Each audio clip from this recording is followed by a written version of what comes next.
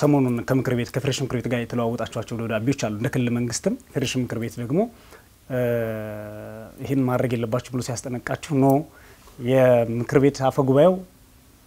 ይሄን የመወሰን መብት የላቸውም ምክር ቤት ተሰብስቦ መወሰን አለበት የሚል መልሳቸዋል ታስረግጣችሁ ወደ ቴክኒካሉ ሳንገባ ማለት ነው በፌዴሬሽን ምክር ቤትና እንደው የህግም ስላጠኑ በፌዴሬሽን ምክር ቤትና በክልሎች መካከል ያለው ሆሪዞንታል ነው ወይስ ቶፕ ዳውን ነው ግንኙነታችሁ ምንድነው ግንኙነታችሁ እሱ ማስረጃውስ ምንድነው ክልሎች እኮ ሉዓላዊ ስልጣን ያላቸው ኤንቲቲዎች ናቸው ከፌዴሬሽን ምክር ቤት ጋር ያላችሁ ግንኙነት የፌደራል መንግስት ተቋም ነው የክልሉን ስልጣን የክልሎችን መብት እንዳይሸራረፍ ነው አጋዣቸው ነው ክልሎች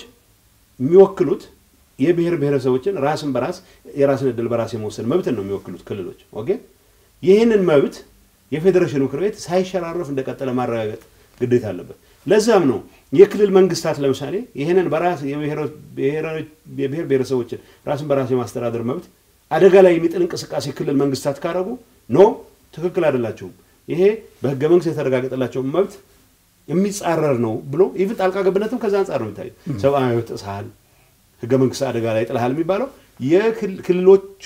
ክልሎች እንዳሉ ወይም ደግሞ ብሔር ብሔረሰቦች ክልሎች የብሔር ብሔረሰቦችን አስፒሬሽን ነው የሚወክሉት ስለዚህ ይሄንን የማደናቀፍ ነገር ካየ ነው ጣልቃ እንኳን ስለመግባት ሊያስም ይችላል ጣልቃ መግባት የሚባለው የራሱ ፕሮሲጀር አለ ቴክኒካል ነገሮች በጣም ያሳዝኑ ነው መሰለኝ ቴክኒካል ነገሮች የህዝብ ራስን እድል በራስ የመወሰን መብትን ያክል ሰብስታንቲቭ መብት ሰዎች ደም የከፈሉበት ህይወታቸውን ለመገበር የሚዘጋጁለትን መብት ለተራ የህግ ትምህርት ቤት ክርክር አሳልፎ የሚሰጥ አካሄድ ነው ከዛ አንፃር ነው ይሄን አቮይድ አድርገን ፖለቲካል እንትሩን ብቻ ብናየው ስለዚህ የፌዴሬሽን ምክር ቤት ይሄ ሰውዬ አሁን ያለው እንትን ስለ ፌዴሬሽን ምክር ቤት ስለ ህገ መንግስቱ ያለው ዕውቀት እርግጠኛ አይደለም ተነስቶ ያው ዕውቀት እንደሌለው ምንም የሚያጠራጥር ነገር የለም እዚህ ላይ ምንም ጥያቄ የለም ግን አባዜ ያለ አሁን ሁሉም ንጉስ የሚሆንበት አባዜ ተፈጥሯል ጠቅላይ ሚኒስትሩ ንጉስ ነኝ ይላል የሆነ አፈጉባኤው ንጉስ ነኝ አንድ ጧት ጠቅላይ ሚኒስትሩ ጦርነት አላረግም ይላል አላረግም አረጋለሁ ምን አመጣው የሚባል ነገር የለውም እንደዚህ አይነት ምርጫ ስላደረገ ጦርነት አረጋለሁ ማለቱ ሲጀመር እንደ ፈርስት ፕሌስ እብደት ነው ከዛ ያን ካለ በኋላ በጧት ነገሮች እንትን ሳይሉ ይሄ ሰውዬ ደግሞ ወጥቶ ነው ይሄን ካላረጋችሁ እርምጃ ወስዳለሁ እንደዚህ አይነቱ ትርምስ ውስጥ የሚገቡበት ዋናው ምክንያት እንደ ንጉስ አስበው ህገ መንግስት ልተርጉም ብለው የሚንቀሳቀሱበት እድል ኮንትራዲክሽንም ስለሆነ ነው እንደ ንጉስ ካስበው ህገ መንግስት ኢንኮንቪኒየንስ ነው እንቅፋት ነው ህገ መንግስት ያሳከክ መጣ ያስጠላል ሊሆን አይችልም ሶ ህገ መንግስቱ ተገናርገህ ግን የሌለ ነገር ታወራለህ ከዛ አንፃር የተፈጠረ ትርምስ ነው ግንኙነቱ ግን በምን የተገደበው የፌዴሬሽን ምክር ቤትና የክልል መንግስት እንደ ፌደራል ተቋምነቱ ምን መስመር ያረጋ ነው ፌዴሬሽን ምክር ቤት በምን ትለጣለህ ማለት እኔ አቶ ጌታቸው መጠይቆት ለምሳሌው እርሶ የግል ስላጠን ነው ህግ ባለሙያ ስለሆኑ ምንድነው በትክክለኛ ህግ ረስቻለሁ ካልኩ ምንድነው የሚጠቅመው ህግ ስላጠን ነው ብለህ አሁን እንደ ፖለቲከኛም በጠይቆት በትክክል ግንኙነቱ ምንድነው ተብሎ ስላልተሰመረ ግንኙነቱ ነገርኩ የፌዴሬሽን ምክር ቤት ስራው የብሔር ብሔረሰቦች መብት ባልተሸራረፈ መልኩም የተተገበረ መሆኑን ማረጋገጥ ነው ኩናማ ትግራይ ውስጥ ኢሮፕ የትግራይ ብሔር ትግራይ ውስጥ መብታችን ታፍኗል ብለው ሲሉ ፌዴሬሽን ምክር ቤት ነው በህገ መንግስቱ መሰረት መብታቸው የነሱ ነው የትግራይ ክልል መንግስት የትግራይን ብሔር አደጋ ላይ የሚጥል ስራ መስራት የለበትም ብሎ ያጠናል ያረጋግጣል በዚህ ላይ ተመስርቶ የርምት እርምጃ ይወስዳል ዋናው ስራው የብሔረሰቦች ምክር ቤት ሆሪዞንታል ቨርቲካል ወደሚለው ፊክሽን አንግባ ስራው ህገ መንግስቱ የብሔር ብሔረሰቦች የቃል ኪዳን ሰነድ ስለሆነ በዚህ ቃል ኪዳን ሰነድ ውስጥ ፈራሚዎቹ የሆኑት ብሔር ብሔረሰቦች መብታቸው አልተሸራረፈ መልኩ ባልተገደበ መልኩ የተከበረ መሆኑን ማረጋገጥ ነው እላይ ሆኖ ከገሌ ጋብሮ የብሔር ብሔረሰቦችን መብት በወታደር ሊገድብ በሆነ ግሳጼ ወይም በሆነ ቡራኬ ይሄን ሌላ አይደለም ስልጣኑ ይሄ እንደዚህ አይነት ስልጣን የለውም ነው የሰጠህን ስልጣን ነው ኤክሰርሳይዝ ማድረግ የምትችለው ክልሎች የሰጡህን ስልጣን ነው ኤክሰርሳይዝ ማድረግ የምትችለው ፌዴሬሽን ምክር ቤት ካስቶዲያን ነው የብሔረሰቦች መብት መረጋገጡን አለመሸራረፉን ነው ማረጋገጥ የሚጠበቅበት አሁን ምርጫ እናርግ የሚሉ ብሔር ብሔረሰቦች ህገ መንግስት የሰጣቸው መብት እናረጋግጥ የሚሉ ብሔር ብሔረሰቦች የያዘ ክልል ትግራይ የሮብ የትግራይ የኩናማ የመመረጥ መብትን አከብራለሁ ስላለ የትግራይ ብሔራዊ ክልላዊ መንግስት ይሄን ብታረጋ አሳይሃለሁ የሚል የፌዴሬሽን ምክር ቤት ኢን ዘ ፈርስት ፕሌስ ስራውንም ባህሪውንም ተፈጥሮንም ማያውቅ ማለት ነው ከዚህ ምን ትማራለህ የሚለው እንግዲህ በቃ ለራሱ ነው እሺ ወደ ኢህአዴግ ለመልሶትና ያኔ ወደ መጨረሻ አካባቢ በተለይ 2010 2009 ላይ ለማሻሻል ለውጥ ለማምጣት ለመለወጥ ፕሮሚስ ተገብቶ ነበር በፓርቲ ደረጃ በአራቱም ደረጃ ማለት ነው ብዙዎቹ ምንድነው ያ ፕሮሚስ ብለው ስንጠይቅ ምናገኘው መልስ የለም ያፈጻጸም ጉዳዮችን ነው ለማሻሻል አስባችሁ ነበረው ወይስ መዋቅራዊ ለውጦቹን ለማድረግ ወስናችሁ ነበር የመጀመሪያ ጥያቄ ነው ይሄ ከሆነ ሪያችሁ ምን ነበር ያን ያስቀምጣችሁት ወል የነበረው ነገር ምንድነው ኢህአዴግ በኢትዮጵያ ታሪክ እጅግ በጣም ብዙ ለውጥ ያመጡ ስራዎችን ሰርቷል በኢኮኖሚ በፖለቲካ በማህበራዊ ትምህርት አስፋፍቷል የኢኮኖሚ እድገት የሚባል ነገር ማታቃገር ስታሽቆለቆለ የነበረች ሀገር ደብል ዲጂት ዓለም ላይ አስደናቂ እድገት ያስመዘገቡ ተብሎ ከሚጠሩ ሀገሮች ተርታ እንድትሰለፍ አድርጓል በፖለቲካ ከነ ብዙ ችግሩ የብዙህነትን ማስተናገድ የሚችል ስርዓት ለመፍጠር የሚያስችሉ ንጣፎችን አንጥቷል ብዙ ውጤትም ተገኝቷል ግን በተለይ መጨረሻዎቹ 4 አመታት አካባቢ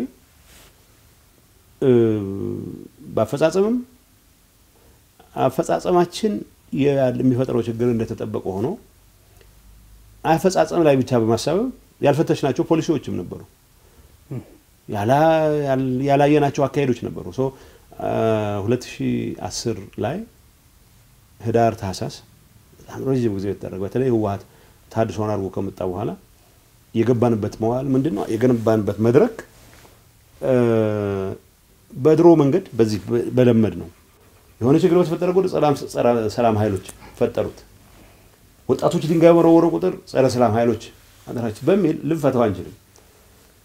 ጥያቄ ያነሱ ወጣቶችን እያሰብን እስከመቼ እንዘልቀዋለን የፖለቲካ ምህዳሩ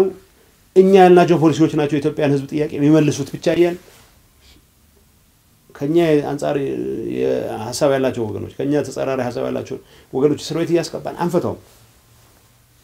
ፈንዳሜንታሊ ለውጥ ማምጣት ያስፈልጋል ህገ መንግስቱ በሚመለከት የብሔር ብሔረሰቦች መብት ላይ የጮህነውን ያክል የጋራ ኢትዮጵያዊ አንድነት በመሰረት ረገድ ጉድለቶች ታይተዋል ሁሉም እንደ ውጤቱ ከፌደራል ቋት ውስጥ ለክልል የሚለውን ነገር ከመሻማት በዘለለ ጋራ ኢትዮጵያዊ አንድነት የጋራ ኢትዮጵያ ማንነት አድጎ እንዲወጣ ከማድረግ አንፃር ሰፋፊ ጉድለቶች ታይተዋል ይሄንን ማድረግ መቻል አለበት ምክንያቱም ህገ መንግስቱ እኛ ብሔር ብሔረሰቦች ህዝቦች ሲል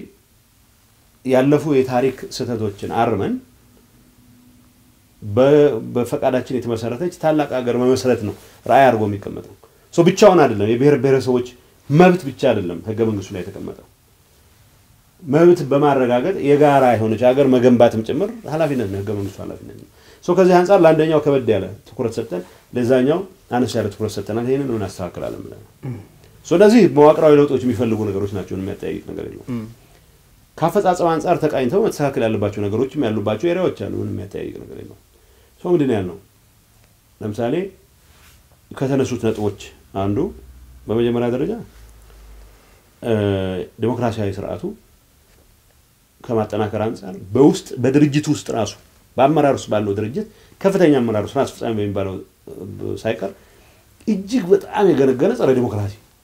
ጠቧል የሚል ጸረ ዲሞክራሲ አለ ይሄንን አድሬስ ማድረግ ይቻላል በድርጅት ውስጥ ማለት ለራሴ ያልሰጠውን ቸርነት ለጎረቤት ልትሰጣችልም ኢምፖሲብል ነው በድርጅት ውስጥ ያለው አመራር በጸረ ዲሞክራሲ ተተብትቦ ባለበት ሁኔታ ዲሞክራሲ የሌላው ሰው ሰጣለሁ ቢል ቀልድ ነው የሚሆነው ስለዚህ ይሄንን ማድረስ እናድርግ ተባለ በሁለተኛ ደረጃ ብልሹ አሰራሮች በኢህአዴግ ቋንቋ ወለ የኢኮኖሚክስ ቋንቋ ነው ኪራይ ሰብሳቢነት የሚባለው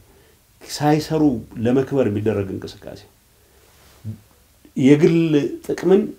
በመንግስት መዋቅር ውስጥ ባለህ ሚና ላይ ተመስርተ የግል ጥቅም ማጋበስ ኪስን ማሙላት እንቅስቃሴዎች ልማትን ኢንካሬጅ ከሚያደርጉ ነገሮች ይልቅ የግለሰቦች ጥቅሞች የቡድን ጥቅም ማሳደድ እነኚህ ነገሮች ሲሪየስ ችግሮች ናቸው ኮራፕሽንም ጨምሮ ማለት ነው ስናን ጨምሮ እነኚህንም አድሬስ ማድረግ ይቻላል ህዝብን ያስመረሩ ናቸው ቅድም ያልኩት ዲሞክራሲ በፓርቲ ውስጥ ብያለሁ ዲሞክራሲ በህዝብ ውስጥ ደግሞ ለራሱ የከለከለውን ዴሞክራሲ ለህዝብ ሊሰጥ ስለማይችል በህዝባችን ዘንድ ደግሞ ሰፊ ምሬት የፈጠሩ የዴሞክራሲ ተዋናዮች ሊሆኑ የሚችሉ ወገኖች ሁሉም እስር ቤት የሚገቡበት ሁኔታ ተፈጥሯል። አንድ ዴሞክራሲ በድርጅት ውስጥ፣ ሁለት ዴሞክራሲ በህዝብ ውስጥ፣ በሶስተኛ ደረጃ የኪራይ ሰብሳቢነት አስተሳሰብና ተግባር በስፋት የተስፋፋበት ሁኔታ ነበር እና እነዚህ ነገሮች አገር ቀደም እንዳልኩት በሀገር ግንባታ ላይ ልንሰጠው የሚገባ ትኩረት ቀንሶ ለብሔር ሰዎች አሁን በኩልነት ላይ የተመሰረተ አንድነት ነው መመስረት የሚጠበቅበት እኩልነት ለአንድነቱ ባለው ትርጉም ነው መቃኘት ያለበት እንጂ ከዋናው ከፌደራል ቋቱ መሻማትን የስፖይልስ ጨዋታ ብቻ እንዲሆን ያደረጋ ካሄደ ይደናል። ስለዚህ ለሀገራዊ ለኢትዮጵያዊነት የጋራ ኢትዮጵያዊ ማንነት የሰጠነው ትርጉም ቀንሷል።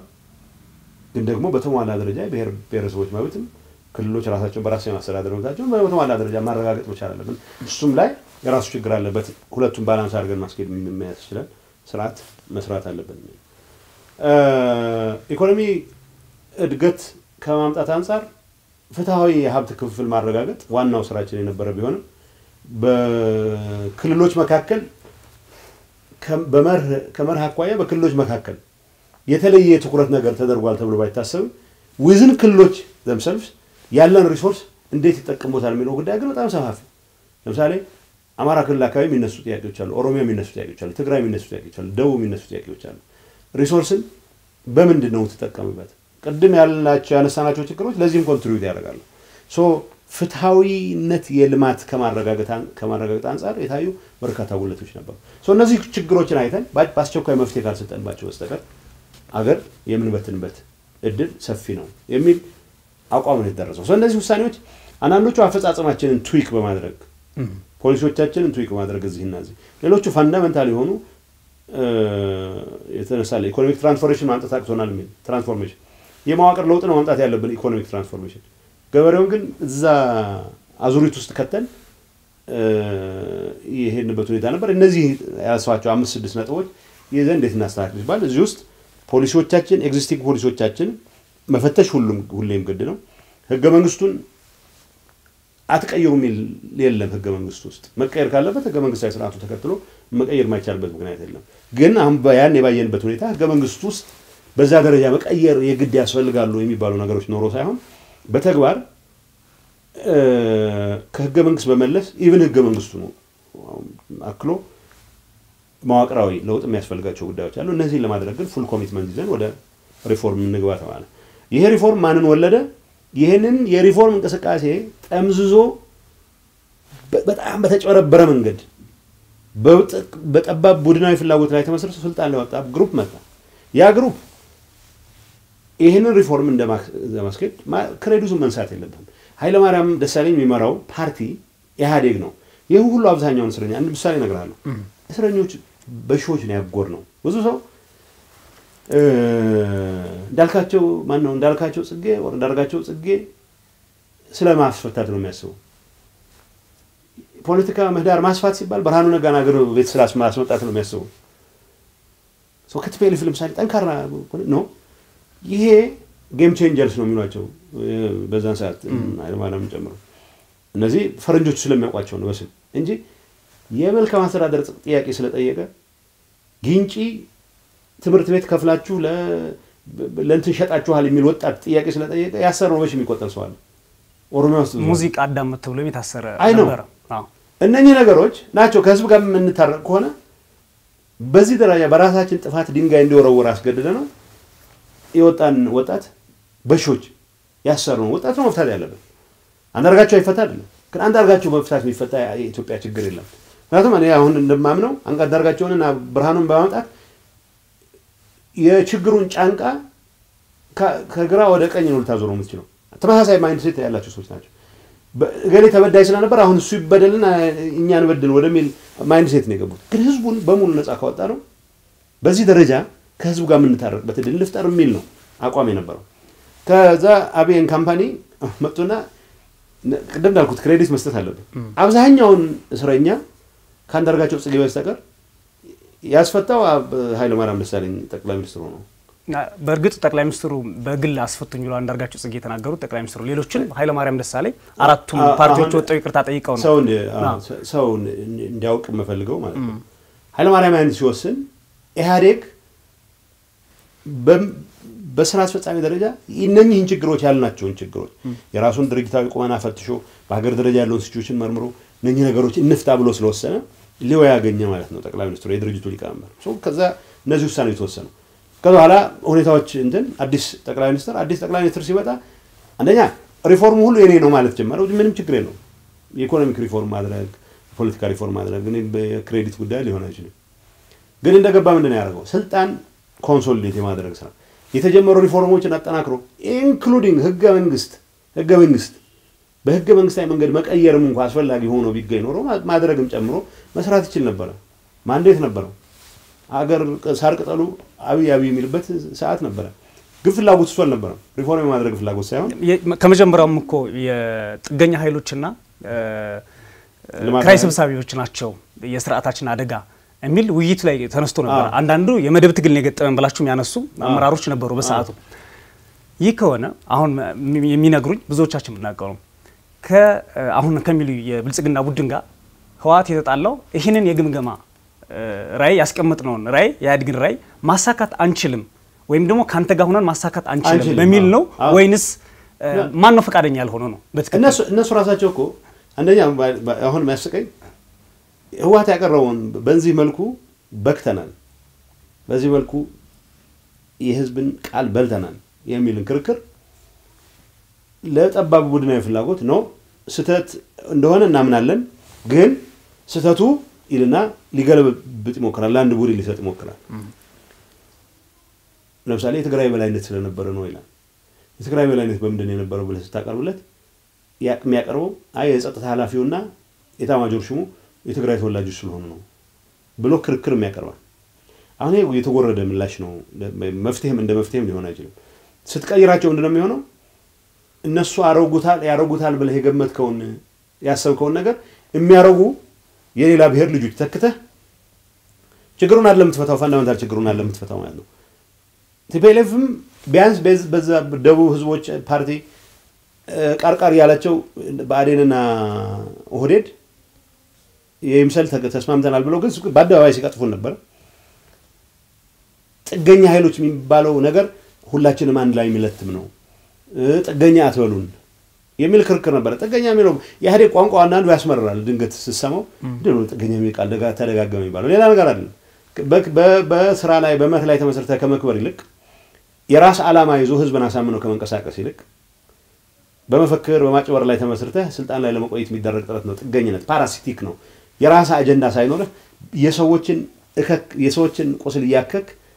ስሜት በማነሳሳት የምትሰራቸው ስራዎች ለስልጣንህ ሲባል ፋንዳሜንታል መልስ ከመስጠት ይልቅ ስሜት እንትን ይያልክ ያጦስክ ኢኮኖሚያዊ ለውጥ ከማምጣት ይልቅ በከከኝ ለከከህ በግዘይ ላግዝህ ኔትወርክ ተከበህ የምታደርገው እንቅስቃሴ ነው ጥገኝነት ይባላል ሶ ኢህአዴግ አካብዶት ከሆነ ያው በሂደት ቋንቋው መቀየር አስፈላጊ እንደሆነ ታየዋለህ ምንም ጥያቄ የለውም ብዙ ያስወረግገዋል ኪራይ ሰብሳቢ ባለሀብት ሲል ባለሀብት በሙሉ እስር ቤት ይገባ የሚል እምነት የለውም ምክንያቱም ያለ ባለሀብት ለማታዊ ባለሀብት አስተዋጽኦ ሀገር ልትለውጥ አትችልም ይሄ ቡድን ስልጣን ላይ ወጣው ቡድን ምንድነው ያደረገው የመደብ ትግል የምትሉት በጣም የሚያርቀው የመደብ ትግል ማለት የማህበራዊ ኃይሎች ትግል ማለት ፍጭት ማለት ነው ኢኮኖሚያዊ ሀብትን ከመንግስት ባለስልጣን ጋር በመቅረብ ማጋበስ የሚፈልገው ወገንና የገበሬውን ህይወት በመለወጥ ትራንስፎርም በማድረግ ሀብት ፍትሃዊ በሆነ መልኩ ህዝቡ ዘንድ ዲስትሪቢዩትድ እንዲሆን የሚያስበው ወገን ተፈጥሯዊ ግጭት ሊኖርባቸው ግድ ነው ምንም ጥያቄ የለውም ሶ ይሄ ፍሬም የተደረገበት ቋንቋ አንዳንዱ እንቀበለዋለን ሲሉ ተቀበለናል እሺ በቃ ይሄን ለውጥ እናደርጋለን ተቀበለናል ካሉ በኋላ ለምሳሌ ወደ ስልጣን ለመምጣት በተደረገው እንቅስቃሴ አንድ ቡድን ከሌላው ቡድን ጋር ተገለ እነግራለሁ I was privy to it አሁን ዋናና ምክትል ያሉት ሰዎች ሁሉም የራሳቸው ሎቢ ያደርጉ ነበር ምክትሉም ተደግፉኛላችሁ ወይ ይሄኛው ሰው ይኮላ ያጠፋን ይችላል ይላል ፒኤልኤፍ ነው እንደዛ የሚለው አዎ ማለት እኔ ከማለት ይሄ ለሌላ ቲፒኤልኤፍ እኔም ራሴ ያለሁበት ነው ነገር እኔ እየተደወለልኝ አይፈራም እንደው የምትደግፉኝ ከሆነ ይሄ ልጅ አጠፋናል ይላል እኔ አሁን ኢዳሃይ ኢንሳይት ስታስበው ለዚህ ሰውን ለማተራመስ አሁን የመጣንበትን 3 አመት 2 ማለት ከሄዳር 2010 ጀምረ ኦልሞስት 2 አመት ከ10 ወር አካባቢ ነው ለእንደዚህ አይነት ትርምስ ህዝብን ለመዳረግ በዛ ደረጃ መራኮት ሲያስፈልግ ነበር ማለት ሀገር የተሻለ ራዕይ ይዘህ ለመምራት ቢሆን ኖሮ ወነዚህ አይነት ምንድነው ያይጥና የድመት ሩጫ ውስጥ አትገባም ለማንኛውም እንደኚህ ሰዎች ስልጣን ከያዙ በኋላ ራዕይም የላቸውም ዋናው በጋራ ጠላት ያሉት ቲፒኤልኤፍ እንቅፋት ይሆናቸው ጥገኛ ባለሀብት ምናምን ይያል አሁን ሁሉም የሆኑ ባለሀብቶች ሰፈር ውስጥ ተወሽቀዋል አሁን ጠቡ ባይዘው የፖለቲከኞች ጠብ አይደለም የባለሀብቶች ጠብ ነው ባለሀብቶች አሁን የሚቆጣጠሩት ባለሀብቶች ለምሳሌ ከገሌ ሳይድ የቆመው ባለሀብት ዛሬ በለስ ቀንቶት የሆነ ጨረታ ካሸነፈ ከንፈሩን የሚነክስ ሌላ ባለሀብት ያኛው ሰው ይገጠጋና ይሄኛውን የሚያጠፋበት መንገድ ይከተላል ራት ሬስ ማለት በዛ ደረጃ ነው ሀገር የሚያጠፋ ነገር ውስጥ ነው የተገባው ሶ ኢንፌክት ኢህአዴግ የነበረው ትንቢት ነው ምናልባት ፖለቲክስ ጀምሮ የመጣባችሁ አንዱ ችግር ነበር ይሄ ከባለሀብቱ ጋር በቀጥታ ግንኙነት ፈጥሮ ስልጣን ለማስቀጠል መሞከር አንዱ ነው ብላችሁ ካስቀመጣችሁት